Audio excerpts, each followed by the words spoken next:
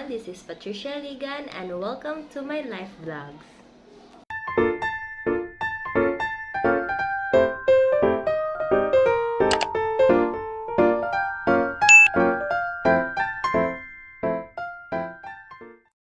Good day everyone, welcome to another episode of RND Talks.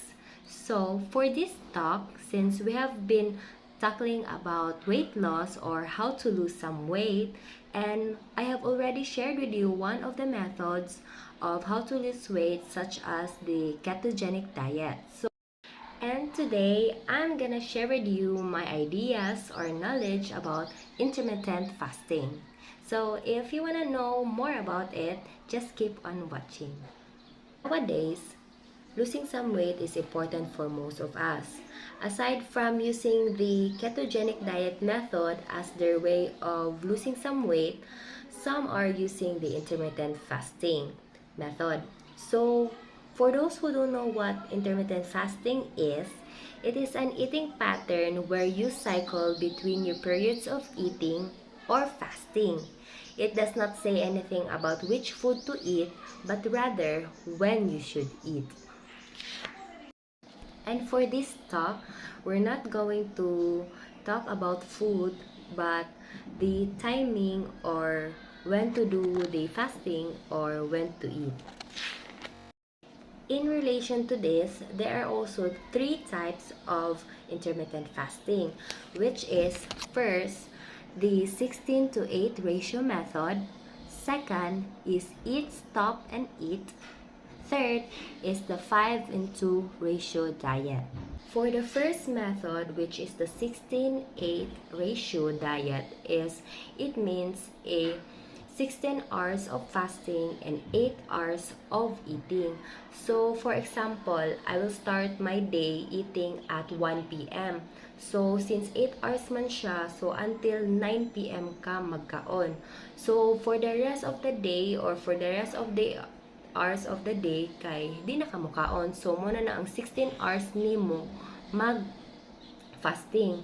But within that 8 hours sa pagkaon nimo, dili sad ingon mo kaon katanan. Syempre, you have to restrict your calories. So, eat within your calories sa gyapon. Dili sad ingon na mo kaon ka, pero within that 8 hours. So, if mo start ka og 1 p.m., so technically, ang imuhang breakfast, imuha nang maskip. With this first method, which is the 16-8 ratio, mostly mo ni siya ang gipang follow sa atong mga kauban na gusto mo lose weight. Mostly sad akong nadunggan pod kanipod ang ilahang gipang follow. And some of them I've heard na it really work, but napoy uban na wala pod nag-work nila ang intermittent fasting na 16 to 8 ratio. And for the second type of intermittent fasting, which is the eat, stop, and eat. This type 2 na eat, stop, and eat, this involves for 24 hours, once or twice a week na dili mo kaon. For example, is dili ka mo kaon og dinner today, hantod na naugma na di ka mukaon. So, from dinner today, di ka mukaon, tomorrow breakfast, dili, lunch, and dili. So, maka 24 hours ka na dili mukaon, ana. Pero, buhaton na nato once or twice a week. Dili pod everyday. Kaya kung di ka po ka mukaon pila ka adlaw, basin niyag makuyapan nakagalit. So, eat, stop, and eat. Kanang dili siya murag advisable kay mura man kag mukaon karon ug di na pod. So inana siya og style ang eat, stop, and eat. So naadyo kay 24 hours of fasting.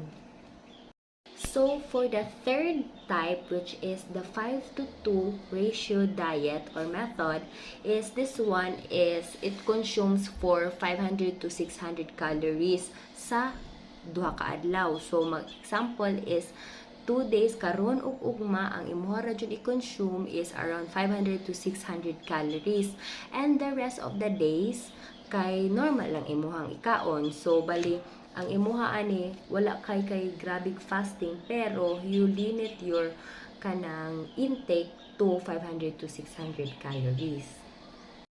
So for the three types of intermittent fasting is most of them, ang ginagamit jud nila is katong 6 to 8 ratio, which is katong 8 hours of eating and 16 hours of fasting. So, uban sa ilahan na effect, pero maybe for you, maybe mo effect siya or maybe not. There will always be a disadvantages and advantages of methods of what will you use. So for the advantages of intermittent fasting is one of which is weight loss. So to think lang daan is restricting your calories within your 8 hours of eating, then 16 hours of fasting, of course, mo lose weight jud ka as long as mo focus lang jud ka sa calorie intake nimo na within that day, dili po ka mulapas pud sa imuhang caloric intake. So for the second advantages of intermittent fasting is it will help you with insulin resistance. So since for diabetic patients na magsigilag kaon og oras na sobra pa gyud sa imong caloric intake, so mutaas gyud ang imong blood sugar. So with this intermittent fasting na mukaon lang kag limit within 8 hours and limited pa yung caloric intake nimo and 16 hours of fasting, syempre mo lower pod ang imong blood sugar. So next, for the third advantage of intermittent fasting is it will help you reduce cholesterol. So like what I've said na 16 hours ka na walay ikaon and limited ra imong intake, so nadyo possibility na mo imong lipid na cholesterol will be low or will be controlled. So for the last or fourth advantage is help support for your heart health. So for the risk factors for heart disease, likely hypertension and heart rate, so same lang yung reason, it's because limited lang yun atong kanon within that 8 hours, and with that 16 hours of fasting na wala kay gikaon, so it will give your body time na kanang pahuway or kanang mo digest tanan sa mga pagkaon sa inyong gikaon within that 8 hours. Aside from the advantages na I was talking about, there will always be a negative effect or the disadvantages for intermittent fasting.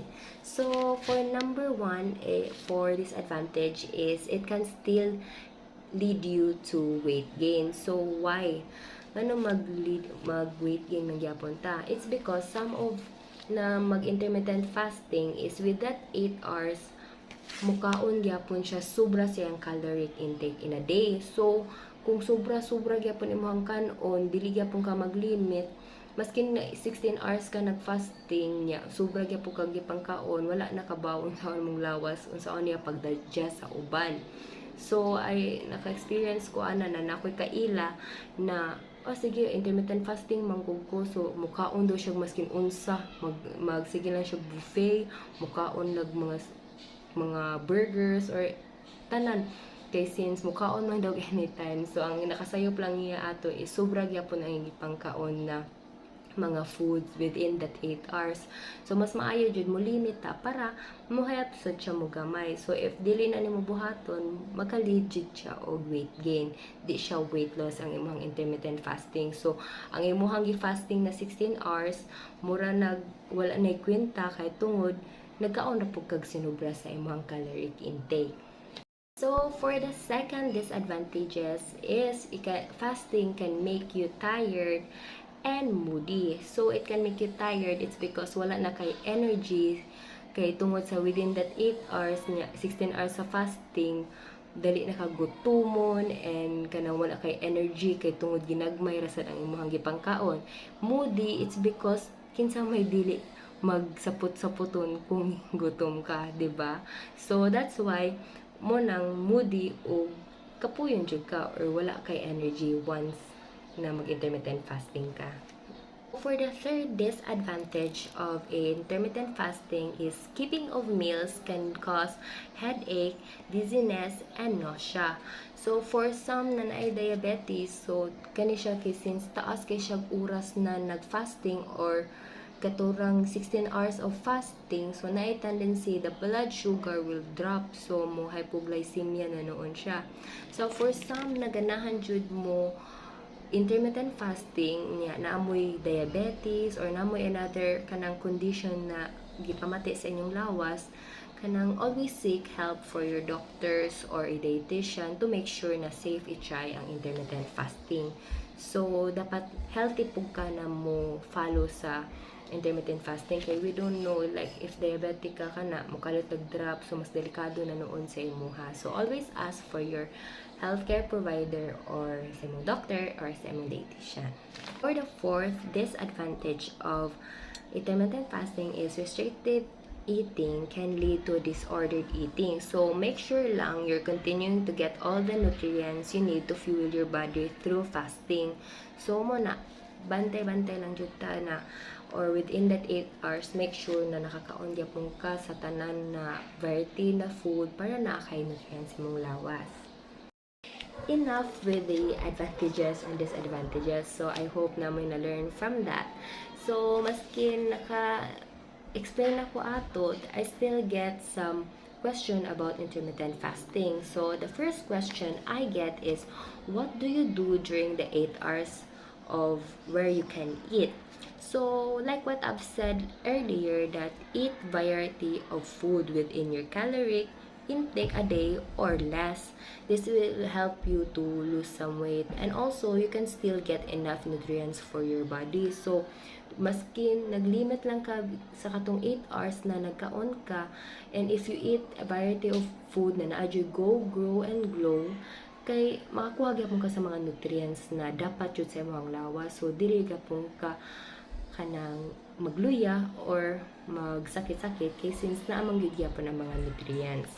So for the second question I get usually is, what do you do during the 16 hours of fasting? So are you allowed to eat or drink sa mga pagkaon? So for that one, sa 16 hours, di ba na naman kay window na maka 8 hours of eating. So within that 16 hours, you are not allowed to eat. So katulad yung 8 hours ka magkaon. So what do you do with that 16 hours? Nagutom naman yun na. So for that is, the fasting period, you can only drink water, tea, coffee, pero ang coffee dapat itong black lang, ayaw itong 3-in-1, and other zero calorie beverages like kay this also help reduces feeling of hunger. So it's very important primarily to eat healthy food during your eating window.